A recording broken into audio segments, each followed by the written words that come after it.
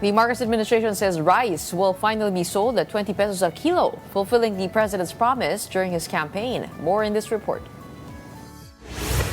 3 years into Bongbong Marcos's presidency, the Department of Agriculture announced the implementation of the sale of rice at 20 pesos per kilo, which will be piloted in Visayas.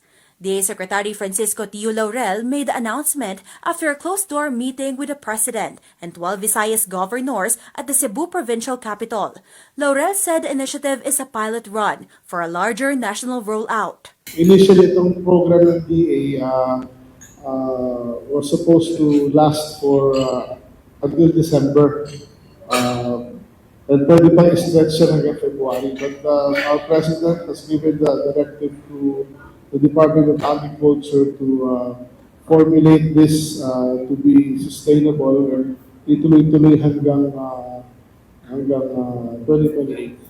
But in an interview in Negros Oriental today, Vice President Sara Duterte cast doubts on the initiative. She questions the timing, with elections just around the corner. Meron akong pagdududa na magbebenta sila ng 20 pesos per kilo na bigas pero hindi pang tao, pang hayop. Well, hindi ko alam kung anong motibo nila. Baka binubudol na naman nila yung mga tao sa 20 pesos per kilo na bigas. At magdududa ka dahil bakit Visayas lang? Hindi ba nagugutom yung mga tiga Mindanao? Hindi ba nagugutom yung mga tiga Luzon?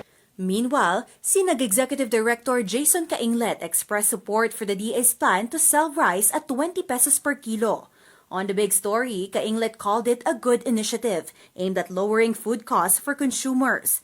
But he said the government needs to shell out over 4 billion pesos a month to sustain the program. How much and how sustainable would this 20 pesos be in the light that from the producer side po kasi, ang aming basis for yung presyo sa market is how much yung cost niya sa farm gate. Ibig sabihin, magkano yung gastos talaga ng mga magkasaka sa pagtatanim ng palay at magkano niya dapat itong ibinebenta na hindi siya malulugi.